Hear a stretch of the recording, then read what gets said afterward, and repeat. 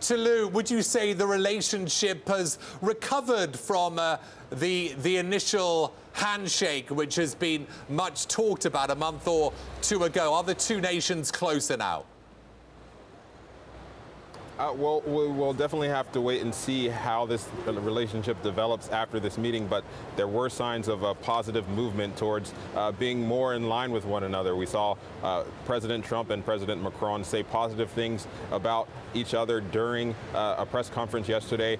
We even saw President Trump sort of contradict some of the negative things he had said about France previously. He says that he believes that now that President Macron is leading the country, that all of the negative things he had said about Paris no longer being Paris and terrorists taking over the country, those things are no longer in play. He believes that Macron is a strong leader. And we saw the handshake that happened a couple of months ago, definitely a much more softer tone, with both leaders having dinner at the Eiffel Tower and spending a lot of time together and saying a bunch of positive words about each other. So it does seem like, at least in terms of the optics, the relationship is getting closer. We'll have to see if that's followed up with actions.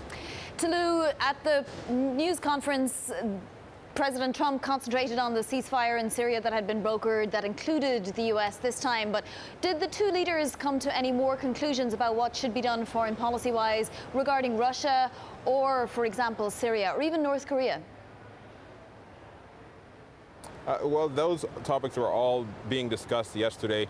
We have not gotten a full readout of the meeting, but based on the press conference, it does seem like they wanted to put aside their differences and focus on areas, specifically on foreign policy, where they could agree. Syria is one of those areas. We heard President Macron yesterday saying that he doesn't necessarily believe that the president of Syria, President Assad, has to go in order for any progress to be made towards a political solution. So we also heard President Trump say that they're working on a second ceasefire and that they would join together on any potential military actions if there were further uses of chemical weapons by the Syrian government. So there is a partnership going forward between the U.S. and France, and President Macron and President Trump said that those partnerships would continue to grow based on this meeting that happened yesterday.